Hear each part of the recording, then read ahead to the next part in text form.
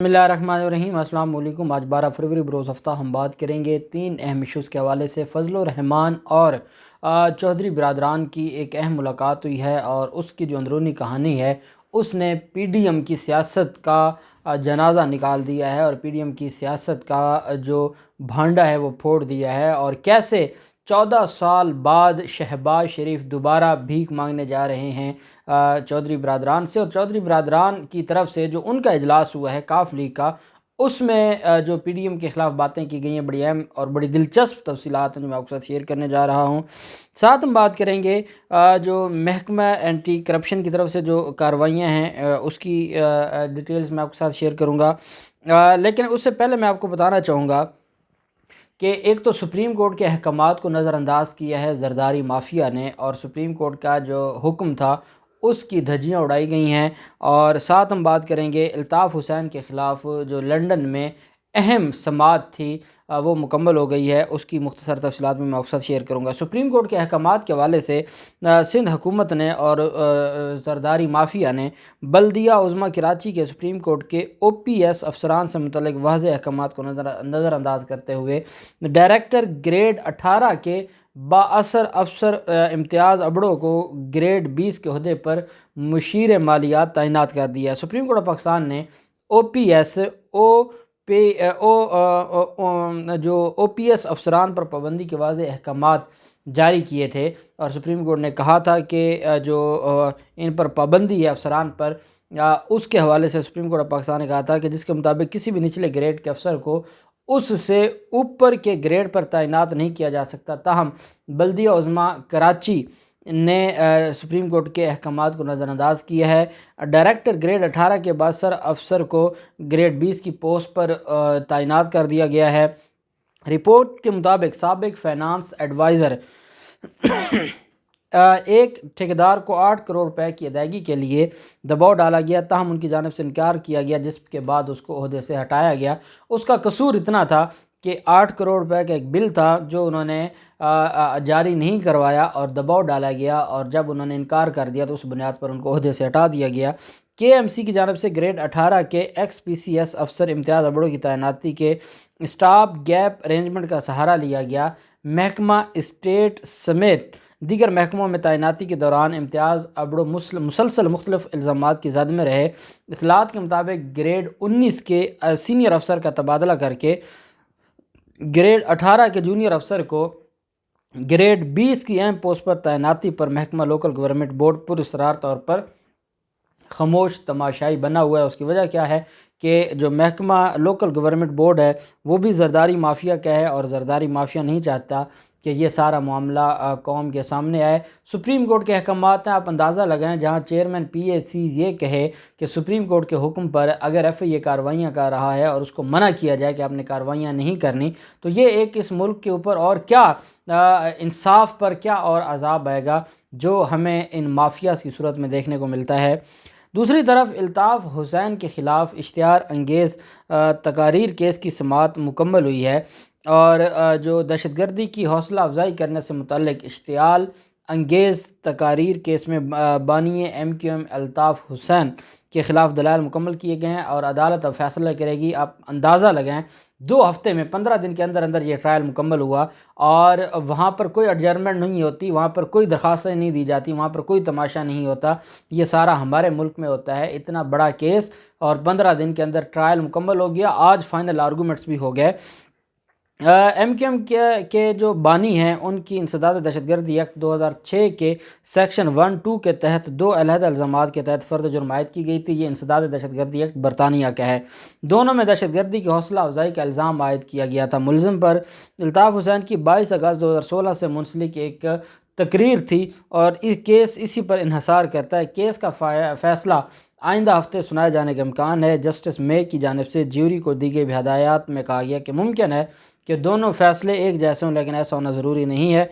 ताहम इब्तदाई तौर पर यह तवक्को की जा रही है कि अगर अल्ताफ़ हुसैन अदालती फ़ैसले के ख़िलाफ़ को मौक़िफ़ अख्तियार करते हैं तो मुमकिन तौर पर उनके वकला अदालत को आगाह करेंगे। जस्टिस मे का ये भी कहना था कि अल्ताफ़ हुसैन का फ़ैसला उनका हक़ है, और ज्यूरी फ़ैसले में ये कह सकती है कि बानी MQM की जानिब से अपने ऊपर लगाए गए इश्तिहार अंगेज़ तकारीर के इल्ज़ाम पर कोई शवाहिद जमा नहीं करवाए गए।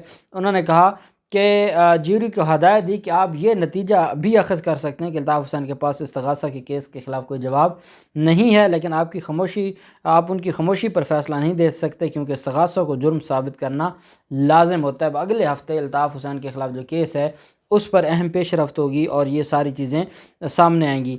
ایک اور معاملہ ہے، اور وہ جس کے حوالے سے بہت زیادہ بات بھی کی گئی، اور وہ ایم کیو ایم کے حوالے سے اشتعال انگیز تقاریر، میڈیا ہاؤسز پر حملہ، اور فاروق ستار کے خلاف آج عدالت میں، کراچی کی انسداد دہشت گردی کی عدالت میں اہم گواہ پیش ہوئے ہیں، اور اس میں جو میڈیا ہاؤسز پر حملہ کیس کی سماعت ہوئی، چشمدید گواہ جو تھے انسپیکٹر ہاشم بلو، انہوں نے ایم کیو ایم رہنما فاروق ستار اور دیگر کے خلاف آج گواہی دی ہے۔ رینجرز کے special public prosecutor Rana Khalid Hussain نے گواہوں سے سوالات کیے۔ اس موقع پر گواہ نے بتایا کہ کارکنان کی تعداد کم ہونے پر بانی ایم کیو ایم نے وقوعہ والے روز فاروق ستار کو گالیاں دیں۔ انسپیکٹر ہاشم نے کہا کہ بانی ایم کیو ایم نے فاروق ستار کو 5 لاکھ افراد جمع کرنے کا کہا تھا، وہ مطلوبہ تعداد جمع نہ کر سکے، جس کی وجہ سے یہ ان کے درمیان جھگڑا ہوا۔ انہوں نے کہا کہ مطلوبہ تعداد جمع نہ کرنے پر بانی ایم کیو ایم نے فاروق ستار پر غصے کا اظہار کیا، اور فاروق ستار نے کہا کہ بھائی جیسا آپ کہیں گے ہم ویسا کریں گے۔ گواہ نے یہ کہا کہ بانی ایم کیو ایم کی اشتعال انگیز تقریر کے بعد مجمع طیش میں آیا، کارکنان نے جلسہ گاہ سے اٹھ کر جلاؤ گھراؤ شروع کر دیا۔ انہوں نے کہا کہ انہوں نے نہ صرف پولیس وین سمیت گاڑیوں کو آگ لگائی، پرتشدد واقعات میں ایک شخص جاں بحق اور کئی زخمی ہو گئے، اور اس دوران میڈیا ہاؤس پر بھی حملہ کیا گیا، اور یہ سارے کا سارا جو کیس ہے وہ اب سامنے آ گیا ہے، اور اس پر اب فاروق ستار کے خلاف جو گھیرا ہے وہ مزید تنگ ہو رہا ہے۔ اس کی وجہ یہ ہے کہ ان کے خلاف جو کیس ہے اب وہ فائنل مرحلے کی طرف جا رہا ہے۔ پھر معاملہ آ جاتا ہے فضل الرحمان کی ملاقات کا۔ فضل الرحمان کی جو ملاقات ہوئی ہے، فضل الرحمان نے آج صبح آصف زرداری سے ٹیلی فونک رابطہ کیا۔ آصف زرداری نے پی ڈی ایم کو اپنی جو ووٹ آف نو کانفیڈنس کے حوالے سے جو ان کی طرف سے جو کچھ کہا جا رہا ہے اس پر اعتماد میں لیا۔ آپ جانتے ہیں کہ آصف زرداری یہ بات جان چکے ہیں کہ کچھ نکلنے والا نہیں ہے، تبھی آصف زرداری جب بیمار ہوں تو اس کا مطلب یہ ہے کہ یا تو وہ سیاسی طور پر شکست کھا چکے ہیں، یا وہ ان کے خلاف کوئی کیس ہے، یا کوئی ضمانت ہے، یا کسی کیس میں پیش ہونا ہے، اس کے علاوہ اور کوئی بیماری نہیں ہے ان کو۔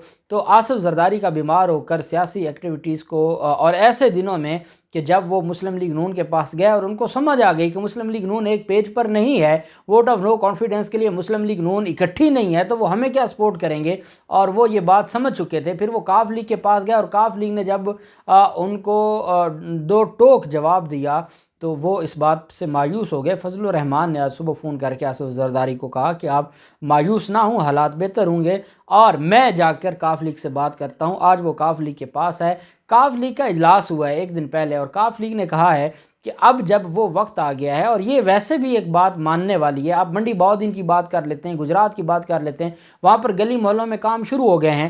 اب یہ وہ آخری سال ہے جب فنڈز ملنے ہیں، فنڈز ملنے کے بعد جو ترقیاتی کام ہے وہ زور و شور سے، کیونکہ یہ الیکشن کا سال ہے، اگلا جو سال ہے الیکشن کا ہے، تو یہ الیکشن مہم ہے۔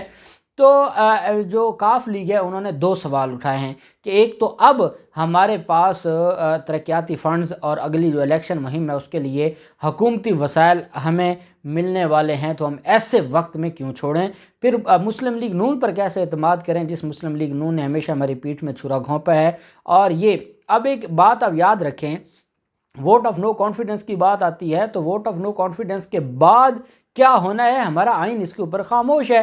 اب یہ بھی ہے کہ صدر پاکستان جب تک نیا عبوری سیٹ اپ نہیں آتا اسی وزیر اعظم کو چلنے کا کہہ سکتے ہیں۔ تو یہ اتنی ساری چیزیں ہیں، اتنے کمپلیکس، آج تک جو ووٹ آف نو کانفیڈنس ہے پاکستان میں کبھی کامیاب نہیں ہوا، اور ووٹ آف نو کانفیڈنس اکا دکا جو دفعہ اس کو لایا گیا وہ ناکام ہوا۔ اس کی وجہ کیا ہے؟ اور وزیر اعظم عمران خان تو وہ وزیر اعظم ہے جو اپنے حق میں ووٹ آف کانفیڈنس لے کر آئے تھے کہ میرے حق میں جو ووٹ آف کانفیڈنس دینا چاہتا ہے وہ دے۔